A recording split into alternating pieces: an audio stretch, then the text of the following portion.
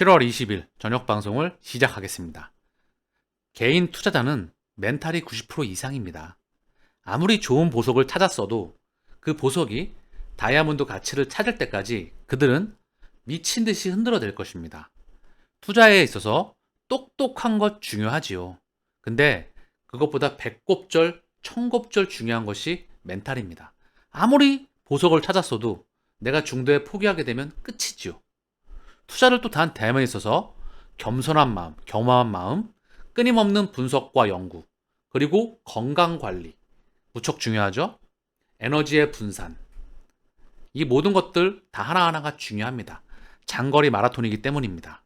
많은 분들께서 이 마라톤을 완주하시기를 바랍니다.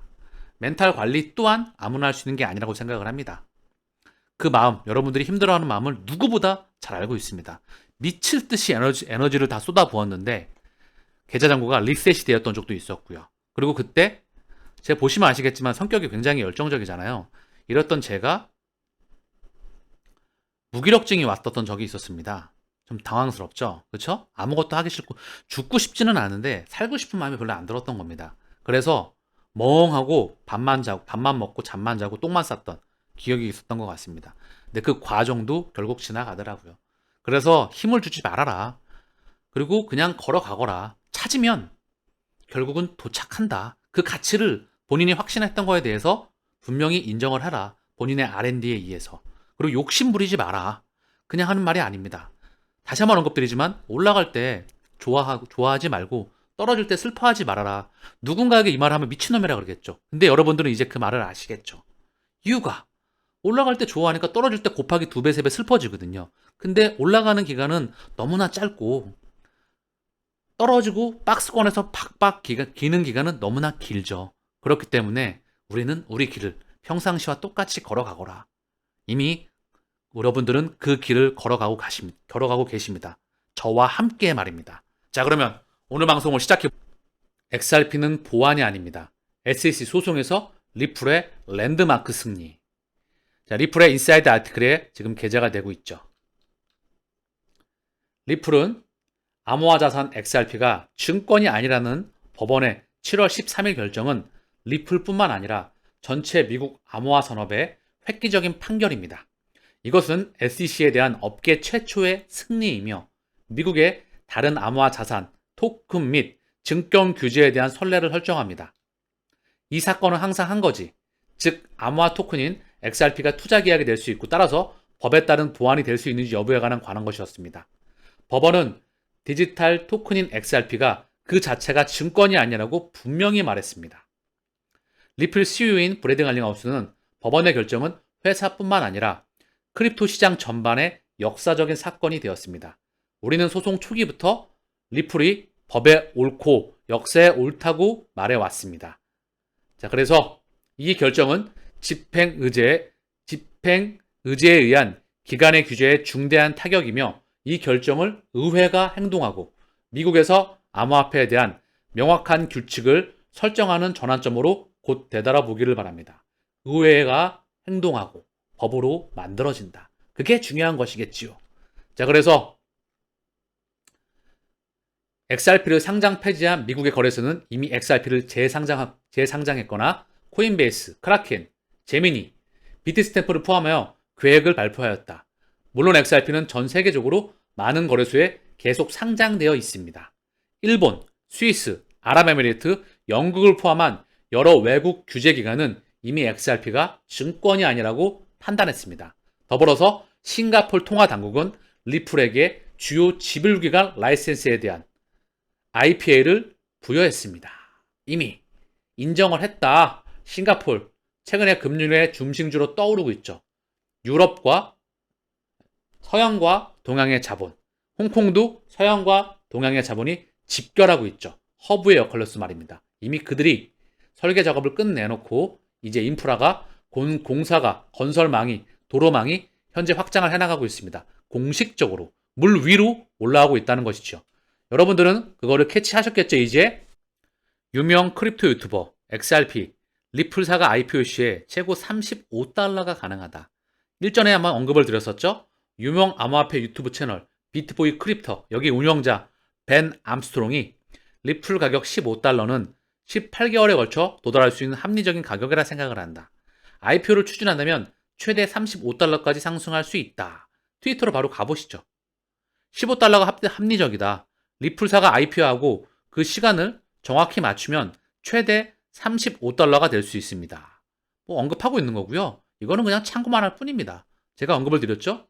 시장 규모가 156조 달러를 넘어서 2027년이었던가요? 아까 250조 250달러였던가요? 한국 원화 기준으로 30경 원이 넘어갔었죠? 공이 4개가 더 붙더라. 시장 규모 대비해서. 이것 또한 참고만 할 지표이고요. 조금 있다가 BIS에서 나오는 자료가 있습니다. 제가 자주 보여드렸던 거거든요. 전 세계 10개 은행 중에서 2개 은행만이 크립토에 대한 익스포저가 노출되어 있다. 그 노출된 투자 비중 또한 비트코인과 코인베이스와 이더리움밖에 없습니다. 심지어 비중은 0.0001, 0.003이라는 거죠. 시장이 1000배 이상 커지는데 XRP는 그 끝은 어딜까요?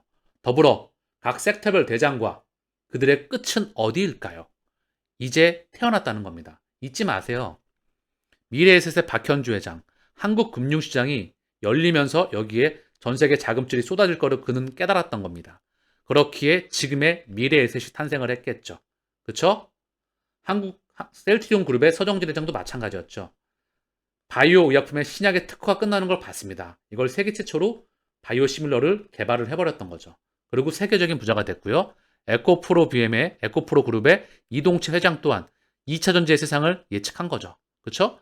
지금은 전기차가 주목을 받고 있지만 사물리턴의 시대가 온다면 대부분의 기기에다 배터리가 장착이 됩니다. 왜? 통신망으로 다 연결을 해야 되거든요. 배터리도 기반 인프라 하드웨어가 될 것입니다. 반도체와 더불어서. 그쵸? 그렇기 때문에 이들은 미래를 읽었기 때문에 그리고 누가 뭐라던 간에 처음부터 끝까지 완주를 했던 것이죠. 결과는 지금 어떻게 돼 있죠? 알고 계시죠? 우리도 마찬가지입니다. 이 미래를 봤다는 것이죠. 이 방송을 통해서 보고 계시죠? 통화 시스템에 대한 한계. 전 세계 부채가 해결이 되지 않는다. 지구가 많이 아프다. 인구가 너무 많다. 기타 등등의 이슈를 제가 들어왔습니다. 왜 메타버스와 CBDC와 그리고 디지털 세상을 만들려고 하는지, 현재 은행 시스템은 낡은 걸 바꿔치기 다 해버리고 왜 이사를 하려고 하는지, 그 중심에 무엇이 있는지, 왜 이 시장을 키우려고 하는지 오늘 방송에서도 보시게 되겠죠. 리플의 야망, 은행가를 위한 비트코인. 자, 코인데스크에서 장문의 기사가 나왔다고 하는데 이거를 블록 미디어에서 설명을 해주고 있습니다. 핵심은 뭐다? 밑에만 보시죠. 뱅크 오브 아메리카 같은 대형 은행을 파트너로 끌어들였다. 뱅크 오브 아메리카만 있습니까? 전 세계 금권은 다 연결돼 있죠. 다시 한번 스위프트 1세대는 뭐죠? 200여 개 국가, 1만 1천여 개 금융기관, 그 지분을 3천 개 금융기관이 다 가지고 있다. 그들이 스위프트 2.0을 만들어 나간다.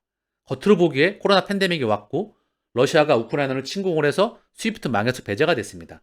그리고 러시아는 일시적으로 루블화가 폭락을 했지만 곧바로 사상 최대치를 가게 되죠. 그리고 러시아는 무역간 거래에 루블화와 위안화를 직접적으로 거래했죠. 그리고 마지막에 코인과 CBDC를 무역 거래에 사용하겠다. 그리고 브릭스는 5개국에서 19개국으로 41개국으로 확장하고 있습니다. 그 망이 확장하고 있다는 것이죠. 심지어 저공비행과 우크라이나 전쟁의 저공비행과 F-16 몇십 년 된 전투기를 사용하고 있습니다. 그 말은 뭘까요? 우리는 그 눈치를 까야 됩니다. 그들이 현재 시스템을 부셔버리고 있다. 새로운 시스템을 만들어 나가고 있다. 그 판을 깔아 나가고 있다는 것이죠. 그게 핵심입니다. 그래서 금권을 위한 비트코인이다. 은행과를 위한. 핵심만 보시죠. 여기 언급이 되고 있는데요. 기존 은행 시스템을 혁신하고자 했던 비트코인과 달리 이것 또한 사실 명칭이 이게 가장 일반적인 이야기입니다. 비트코인은 상징적인 의미이다. 디지털 금이라고 언급을 드렸죠. 그냥 누가? 베리 실버트가 지금으로부터 7년 전에 스위프트 2.0은 XRP이다. 개인정보 보호라고 포장되어 있죠. 개인정보 통제라고 표현한 게 좀 더 정확할 것 같아요. G캐시, 사모니터넷 수수료, 이더리움 클래식. 잊지 마시길 바랍니다. 리플은 기존 금융 시스템을 반복적으로 개선하는 데 중점을 두었다. 리플의 야망은 은행을 대체하는 것이 아니라 은행과 함께 서비스를 하는 것이었다. 기존 은행들의 송금 카르텔, 스위프트를 대체하는 것. 전 세계 판을 아예 송두리째 갈아엎는 겁니다. 리플의 인사이드 아티클에 어제 오전 방송에서 언급을 드렸죠? 뭐다? 송두리째 판을 갈아엎는 것이다. 그리고 그 판의 주인은 뭐다? XRP이다. 저는 얘가 1위로 가는 것을 의심하지 않습니다. 왜? 그 가치를 봤기 때문에. 공부를 하면 할수록 여러분들도 저와 함께 1년 이상을 같이 길을 걸어오지 않았나요? 이미 그 가치를 확신하시고 계신가요? 저는 그럴 분들이 상당히 많이 있을 거라 생각을 합니다. 가상자산 회계감독 지침 설명이 열린다. 대한민국 이야기인데요.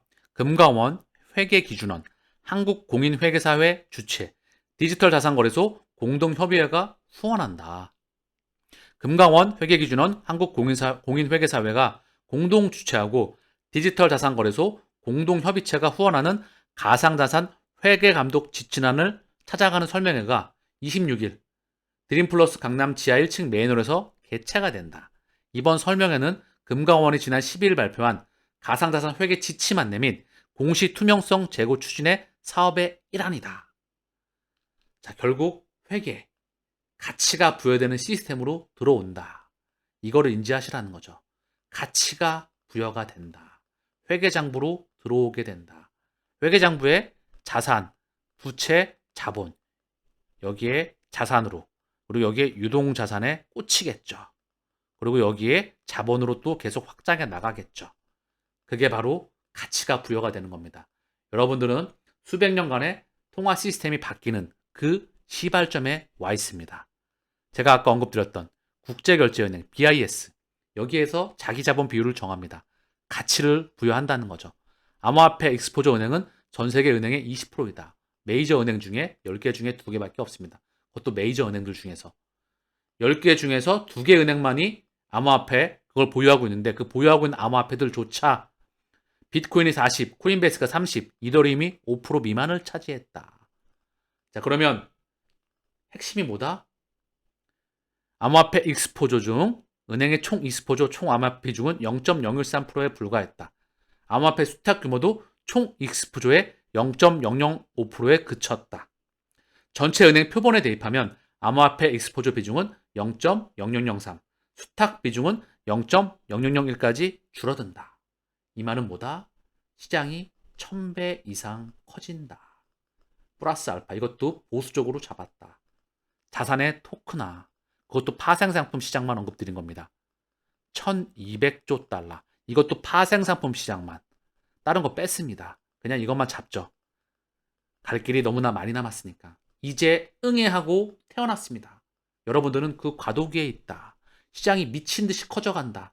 처음 시장이 탄생을 한 겁니다. 물론 2008년도에 비트코인과 블록체인이 처음 탄생하였죠.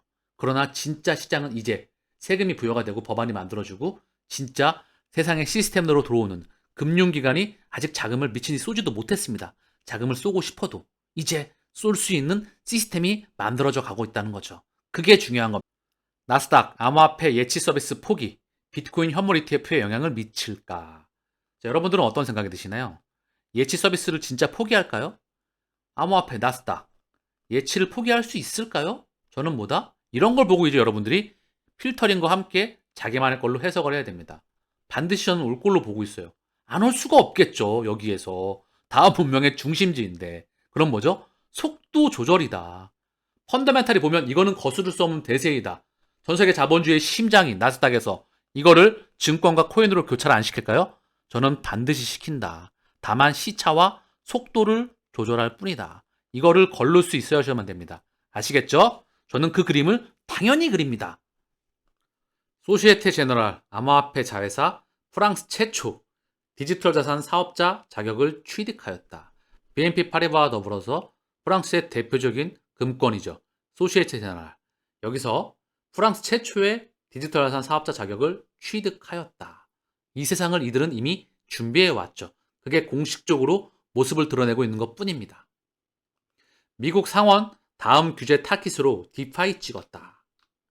미국 암호화폐 시장에 명확한 규제 확립을 촉구하는 목소리가 커진 가운데 디파이도 규제도 언급되었다. 코인데스크, 블록웍스 등 복수 외신은 암호화폐 자산 국가보안광업법이 미국 상원의회에 발의되었다고 보도하였다. 중요한 부분이죠. DeFi, 중요한 건 시스템을 통해서, 소프트웨어를 통해서 은행이 돌아가는 시스템, 금융 시스템이 돌아가는 시스템, 이걸 DeFi라고 하죠. 탈중앙화 파이낸스라고 명명하고 있지만 소프트웨어가 돌리는 겁니다. 인원이 다 빠지고 극소수의 인원만 남겨놓고요. 소프트웨어가 다 돌린다는 거죠. 블록체인과 인공지능이 이 시스템을 돌릴 겁니다. 여기에 또 판이 깔아지겠죠. 여기에 대한 법안을 지금 만들어야 된다. 규제를 빨리 만들어서 돌려라. 이 부분이 언급되고 있다는 거죠. 결국 뭐다? 이 세상은 오고 있다. 점점점 우리 곁으로 다가오고 있다. 미 증시 핫썸머 랠리, 야성적 충동 살아났다. 미국 증시가 굉장히 빨리 달리고 있더라고요. 보니까요. 보이시죠? 폭락 이후에 쌍바닥을 찍고 물량을 소화하다가 급하게 달리고 있습니다. 엄청 빨리 달리고 있죠. 이러면 FOMC에서 금리를 0.25% 올리면서 살짝 통제할 확률이 높겠죠. 그쵸? 지금 보시기에도 주봉인데 엄청 빨리 달려나가잖아요. 이 정도면 한 번씩 물량 소화하고 가는 게 건강하게 가겠죠. 얘가 이렇게 달릴 동안에 시장은 계속 개인, 대중들에게 들어오지 말라는 헷갈리는 신호를 끊임없이 보냈습니다. 좋은 소식과 안 좋은 소식을 보내면서 도저히 감을 못 잡는, 그런데 끊임없이 올려왔죠. 제 방송을 꾸준히 보셨던 분들은 아실 겁니다. 일관되게 언급드렸죠? 2023년도는 상승장의 예상이 된다. 다가오는 폭등장을 준비를 해야 된다. 증시는 먼저 달려나가고 있다. 이러면 막상 또 중단 발표하면 물량을 소화하고 갈 확률도 높겠죠. 그쵸? 그러나 하반기는 달린다. 언제까지? 금리 인하 전까지. 우리는 그거를 또 제가 언급을 드릴게요. 업데이트를 하면서 전반적으로 세계 증시도 한번 쭉 보고 가시죠. 보신 김에 한번 쭉 보신 김에 한번 쭉 한번 돌아보시죠. 나스닥은 보셨고요. 굉장히 강합니다. 이 주봉인데요. 일봉으로 보면 더 빠르겠죠? 엄청 달리고 있어요. 너무 빨리 달리니까 한 타임은 좀 쉬고 가는 게 건강할 것 같아요. 다우존스 얘도 달리고 있네요. 그쵸? 고점과 저점의 중상단으로 가고 있습니다. S&P 얘도 당연히 달리고 있죠. 고점과 멀지 않았어요. 그쵸? 고점과 높이가 멀지 않았습니다. 뚫어버릴 것 같네요. 경제 펀더멘탈이 받쳐주지 않는 상황에서 달리는 건 뭐다? 결국 얘도 경제 펀더멘탈을 반영할 수밖에 없다. 이게 2024년도 기준점입니다. 중반부에서 땡겨질 수도 있고 뒤를 밀려날 수도 있고 지켜봐야 된다는 거죠. 경제 펀더멘탈이 매우 좋지 못하다. 그 가운데 자산시장만 먼저 달려나간다. 계속 달려나간다. 펀더멘탈과 괴리가 벌어진다. 그러면 펀더멘탈을 따라옵니다. 제가 설명을 드렸죠? 미국의 고금리 5%, 여기에 가상금리가 붙습니다. 가상금리. 기준금리가 5% 이상이죠. 여기에 가상금리, 은행이 마진을 붙여요. 그러면 기업들이 영업이익률은 최소한 10% 플러스 알파를 내야 됩니다. 미국 기업들 중에서 10%, 15%를 낼 수 있는 기업들이 지금 얼마나 많이 있을까요? 이 인플레이션 시대에. 그러면 거기 기업 안에 있는 또는 개인 사업체에 있는 여기에 사람들이 고용되어 있는 사람들은 또 얼마나 건강할까요? 보러 우리는 다음 세상을 준비 중이다. 여러분들은 선점을 했다. 아시겠죠? 이렇게 읽어주는 사람을 만난 것도 참 복이라 그렇게 말씀을 드릴게요. 자, 반도체 보겠습니다. 필라델피아 반도체 지수 당연히 좋겠죠. 얘는 고점을 거의 뚫기 직전이에요. 격차가 별로 남지가 않았습니다. 굉장히 강합니다. 니케이 가장 많은 증시에서 돋보였었죠. 얘도 물량 소화하면서 살짝 올라오고 있어요. 엄청나게 강했다. 대만 반도체의 나라니까 당연히 강하겠죠. 그렇죠?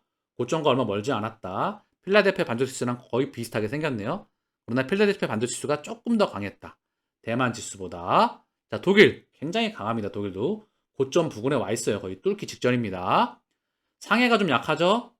고점과 저점의 중앙 부근에 있다. 금융시장이 얘는 뚫린다. 그 직전에 와 간다. 홍콩도 부진합니다. 바닥권에서 이제 이렇게 기고 있다. 유로스톡도 굉장히 강하죠? 얘 고점을 거의 뚫기 직전이네요. 항생 얘도 좀 부진합니다. 전반적으로 증시의 분위기가 좋다는 거죠. 자산시장의 분위기가 좋다. 코인시장도 비트코인이 2천만 원대에서 4천만 원을 찍었다. 리플이 달리기 시작한다. 시동에 걸린다. 이더리움이 달려나간다. 그리고 모두가 예스하는 시기가 다가온다. 이때 우리는 즐기다가 대신 너무 즐기지 마십시오. 왜? 실망할 수 있습니다. 힘 빼고 가다가 우리는 모두가 예스할 때 노 할 수 있는 시나리오를 지난 1년 이상 준비해 왔습니다. 준비된 사람과 준비되지 않은 사람은 천양지 차이라는 겁니다. 지금도 저는 머릿속으로 생각을 하고 있어요. 그 부분에 대해서. 준비를 이미 아주 오래전부터 해왔기 때문에, 이 상황을 다 그려왔기 때문에 말입니다. 시장 지표도 잠깐씩 체크하고 가시죠. 원달러 환율, 원화가 찔끔 약세였다. 원화가 강세였다가 최근 찔끔 약세. 달러가 차익 실현에 나왔다가 찔끔 튀었다. 엔화가 엄청난 약세였다가 최근에 조금 강세였다. 유가가 75.29달러. 조금 튀었다. 미 국채 금리는 꺾였다. 한 달 기준으로. 보시면 한 달 기준으로 훅 꺾였죠. 3개월 동안 봐도 좀 꺾였습니다. 그러나 5년, 10년을 보면 고점권에서 떨어질 일이 한참 많이 있다. 이 시장 금리가 좀 떨어져 갈 때, 금리 인상 동결 때, 고금리에서 동결하고 있을 때 얘가 좀 떨어질 겁니다. 아시겠죠? 요때 시장이 또 반등 나올 확률이 높겠죠. 그쵸? 우리는 그걸 오래전부터 준비해 왔고요. 자, 이슈를 한번 보겠습니다. 초미세 수술 혁명을 일으켰다. 한국 상륙한 13억짜리 로봇. 서울 아산병원에서 첫 도입하였다. 수술 로봇 10만이. 홍준표 교수 기기 개발에 참여하였다. 정교한 수술, 정교한 외과 수술의 큰 전환점이다. 의료에도 이제 의료 로봇이 등장하고 있습니다. 초미세하게 수술 0.0 몇 미리까지 현재 수술을 할 수 있다. 혈관을 수술할 수가 있다. 자, 그래서 이 부분이 언급되고 있는데, 이제 많은 부분에 로봇이 등장했다. 이 안에 또 소프트웨어가 장착이 되겠죠. 이 말씀을 드리는 이유는 뭐다? 보면 아실 겁니다. 오픈 AI에 이어서 메타와도 맞선 AI 블랙홀 꿈꾸는 마이크로소프트. 삼성 세계 첫 GDDR7 D램 개발하였다. 자, 그리고 LG 전문가 AI로 신약 개발까지 돕는다. 초거대 AI 엑사원 2.0 공개하였다. 특허 논문 4,500만 개 학습. 신소재 신약특 R&D 뒷받침. 자, AI 인프라. 자, 이재용 머스크 만나談判. 테슬라 칩 삼성이 만든다. 자, 보시면 이재용 머스크 만나서 직접 요청. 삼성 테슬라 자율주행 동맹 강화이다.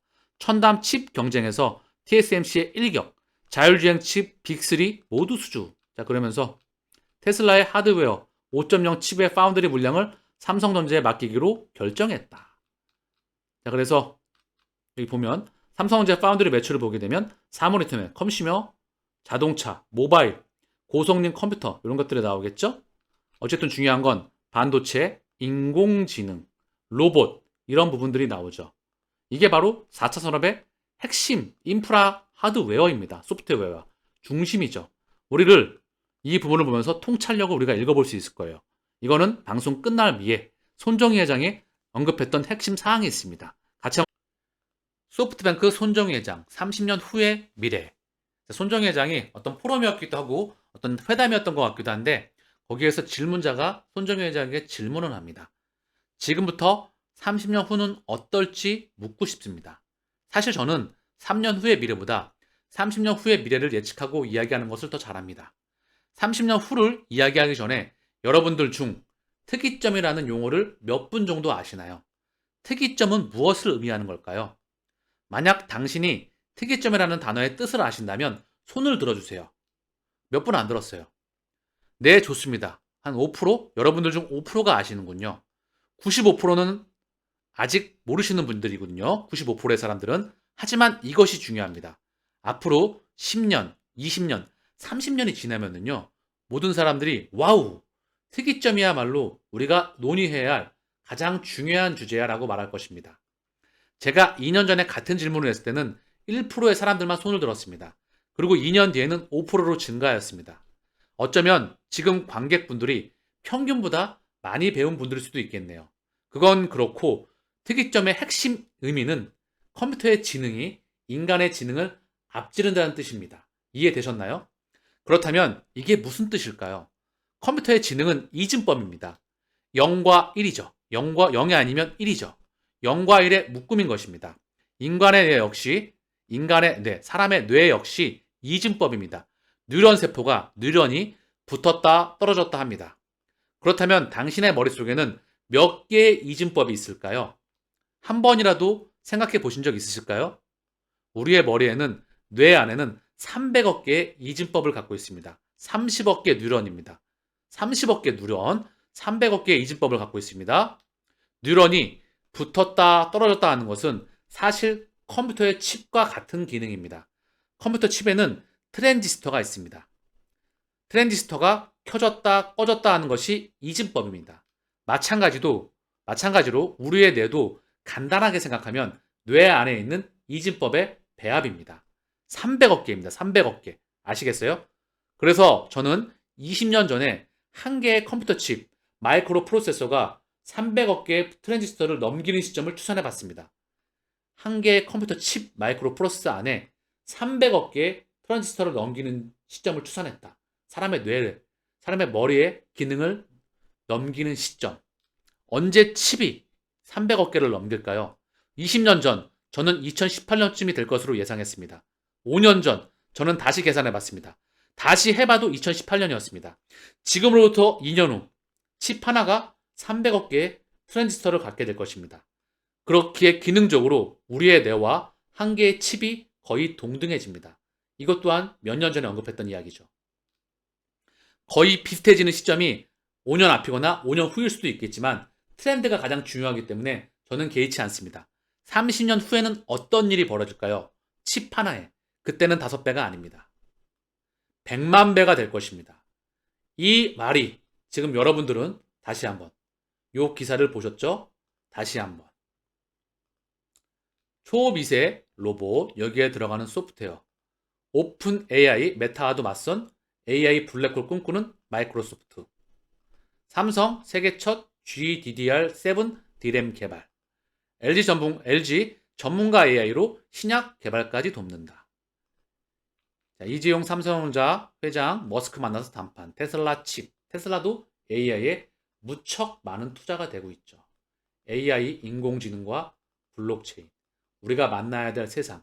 이미 손정희 회장은 아주 오래전에 미래를 예측해 왔습니다. 이게 통찰력이죠. 제가 그렇게 강조하는 현재의 정보와 과거의 정보가 만나서 끊임없이 정보를 습득하다 보면 결국 미래를 연결하게 된다.